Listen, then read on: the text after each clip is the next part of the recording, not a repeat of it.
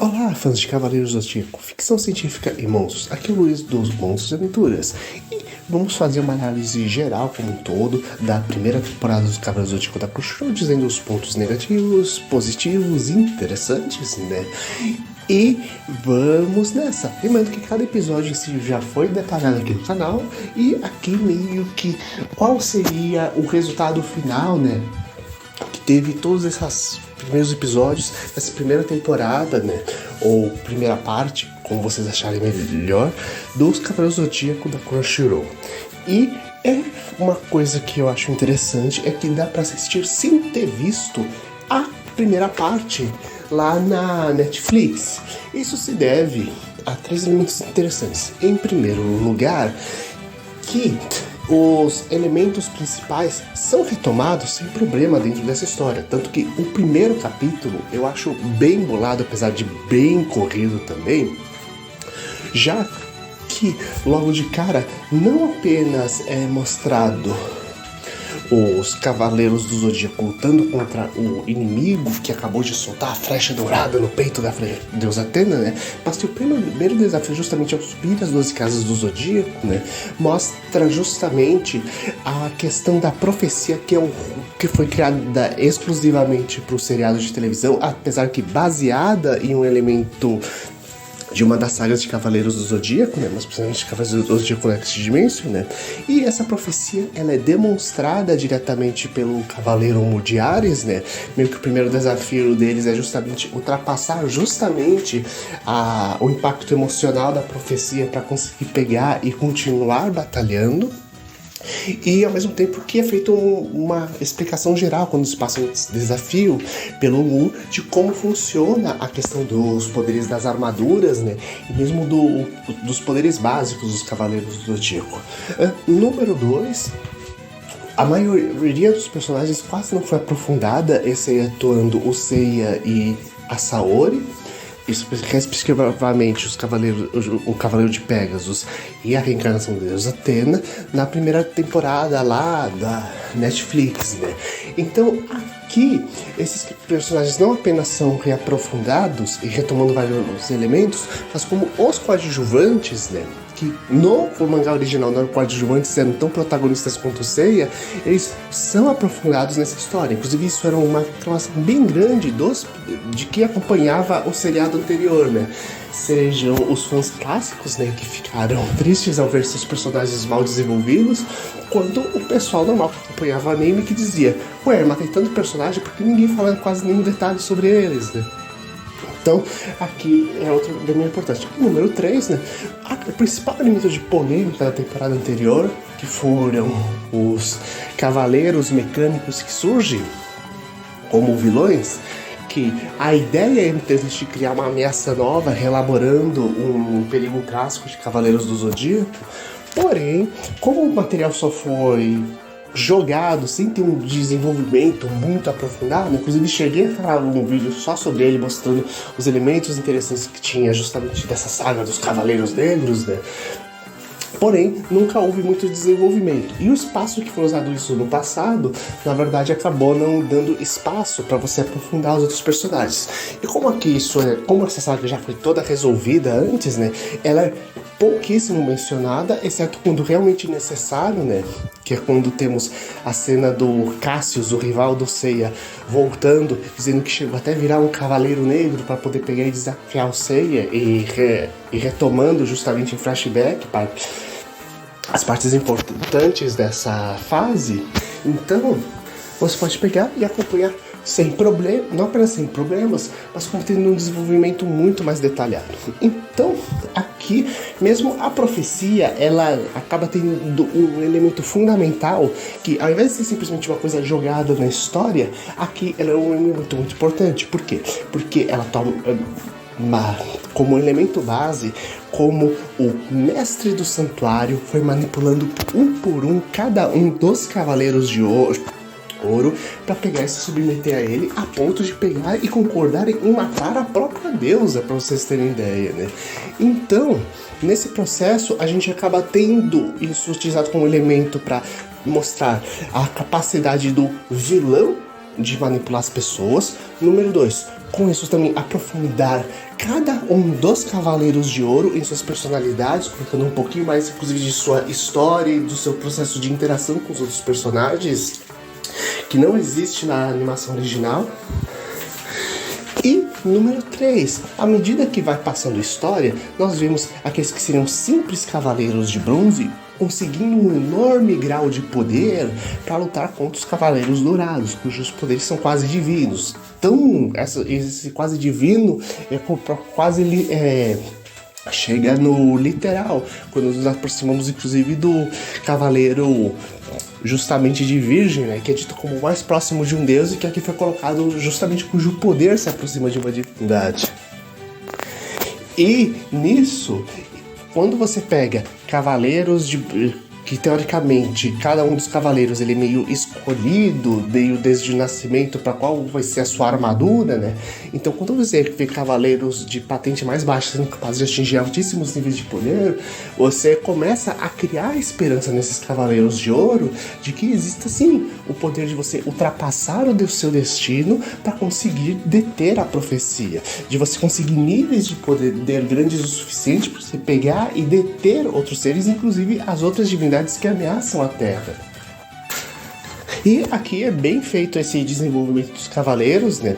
Onde temos muito a questão da foco e da determinação sendo fundamentais para desenvolver o poder cósmico que existem dentro deles, né? E não apenas isso, mas essa capacidade muito de foco e de percepção, de você utilizar o raciocínio para perceber melhor o universo ao seu redor e assim conseguir justamente captar esse chamado poder do cosmo, essa energia residual do Big Bang que é manipulada pelos cavaleiros do Zodíaco, né? E assim conseguir níveis altíssimos de poder destrutivo e mesmo curativo, né? Já que parte dessa energia está na essência da fonte da vida, como é dito durante a série, né?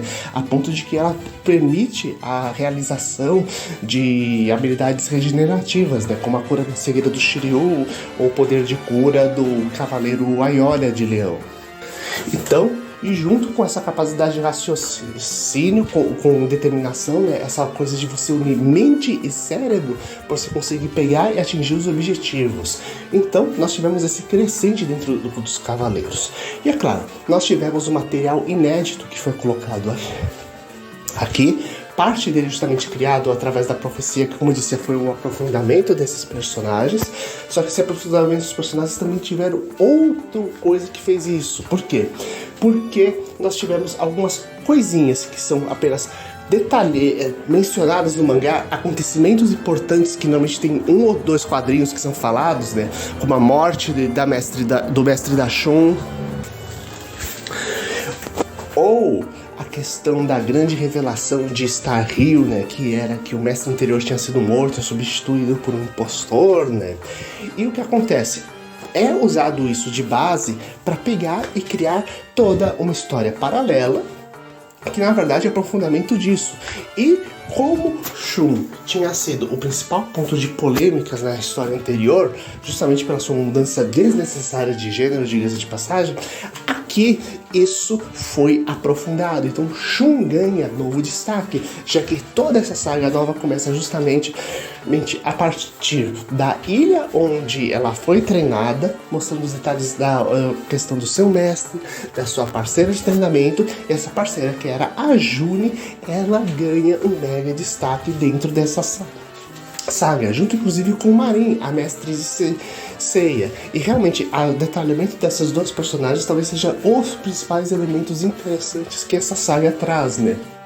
De inédito, inclusive com as batalhas, as duas batalhas que tem do mestre Sephiroth, do mestre Daedalus,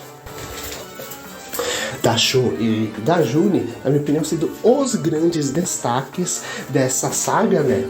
Mostrando justamente não apenas o aprofundamento dos personagens, mas da própria história do santuário, já que inclusive ao colocar o personagem que nunca tinha sido desenvolvido como um discípulo do grande mestre e ao mesmo tempo parceiro de treinamento do Mu, não apenas temos com isso o detalhamento da história do Mu, mas isso fica muito mais claro como, ainda mais sendo ele um cavaleiro capaz de controlar ilusões, ao ser simplesmente discípulo direto do grande mestre, torna-se muito mais claro com isso como o pessoal conseguiu pegar e entender o que estava acontecendo lá, de onde veio essa desconfiança.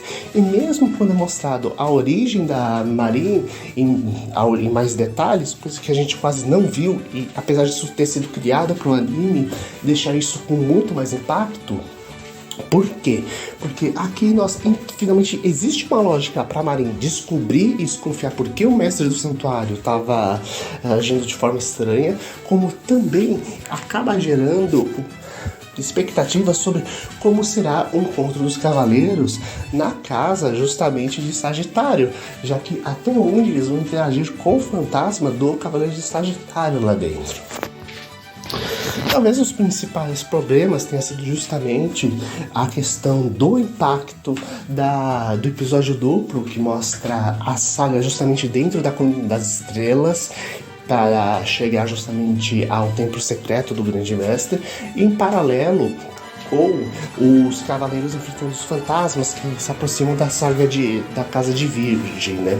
Lembrando que isso aí não foi tirado de nada, já que nos quadrinhos existe sim essa questão dos fantasmas da Casa de Virgem, só que o negócio já só é usado na época da saga de Hades, né? Da luta, os cavaleiros lutam contra o Hades, né? E sempre ficou se perguntando, mas por que se ele tinha todo esse poder, por que ele não usou contra os cavaleiros, diga-se de passagem, né? Então aqui é utilizado. E talvez o grande problema seja o fato das lutas não terem sido feitas com tanto capricho, né? Sendo que realmente os únicos destaques aqui são, tirando a luta, como eu falei, da June contra o Cefeu na prática, personificando todas as angústias dela aqui, antes dele já ter aparecido anterior, na verdade, fisicamente lutando contra o Cavaleiro de Afrodite de Peixes, né? Mas aqui fica apenas minha opinião de pessoal, né? Falando da luta do Seiya contra o Cavaleiro Esqueleto Gigante, que eu achei razoável, mas poderia, claro, ter sido muito mais detalhada, porém realmente nunca tivemos Seiya nas animações lutando contra um cavaleiro gigante. Isso só aconteceu uma vez no mangá, mas realmente tem que lembrar, aconteceu que foi um filho contra um semideus que fugiu do inferno. E o outro pequeno destaque é a luta de Mu contra o seu reflexo espelhado, né? Que aqui, apesar da luta ter sido realmente bem pouco desenvolvida, pelo menos tivemos finalmente a amostra do golpe do Mu e da capacidade dele de modificar esse golpe, que é uma muralha de cristal, para os fins que ele precisar para conseguir deter o adversário, né? Como se fosse realmente um cristal que ele é capaz de manipular a forma, né? O que, na verdade, deixa com um pouco mais sentido certos acontecimentos justamente também da saga de Hades, onde ele é mostrado o poder do golpe dele e depois a capacidade dele de modificar a forma desse golpe para deter o seu inimigo. E para completar essa análise, eu acho muito interessante que tanto encerra quanto termina quando começa justamente com a batalha de um Cavaleiro de Prata, que é justamente uma batalha que ela é 50% nova e 50% clássica. A primeira é contra o Cavaleiro de Flecha, que existe no mangá, mas e mesmo no anime anterior, só que uma coisa apenas de 1 minuto, você derrotando quase instantaneamente no original. E aqui temos toda uma batalha bem elaborada contra todos os cavaleiros, o que faz sentido, já que o cara tá usando uma flecha que era uma super arma criada para matar deuses. Você não ia dar para um cavaleiro qualquer isso, né? E número 2, isso é utilizado também ao você ter um ataque onde você não é simplesmente você se concentrar para ficar cada vez mais forte para atacar o adversário, né? Mas se você desenvolver suas habilidades de percepção para conseguir desviar das flechas e conseguir atacar o adversário, já cria aquele ambiente e clima inicial necessário para vocês desenvolver justamente um novo grau de percepção que vai ser necessário para o desenvolvimento justamente do chamado sétimo sentido, que ao longo das histórias. Então foi uma excelente introdução aqui e o encerramento justamente com a batalha dos Cavaleiros de Bronze menores voltando contra o Dante de Cerberus. Também é muito legal porque a gente tem meio que fechado o arco do Dante, já que no anterior ele tinha sido derrotado só com um golpe psíquico, então teoricamente ele estava vivo, né? Mas não apenas isso, mas os Cavaleiros de Bronze Menores finalmente retornam, então esses personagens que foram tão largados na primeira temporada vão ser finalmente aprofundados, né? E o que acontece? No original eles voltam, mas ficam apenas lutando contra soldados rasos, contra que estão tentando matar a deusa Athena, né? Então aqui é bem legal mostrando como os soldados rasos jamais teriam conseguido fazer isso por causa do próprio poder residual da deusa, né? E então aparecendo o Cavaleiro de Prata realmente fica uma ameaça mais legal, mais imponente, né?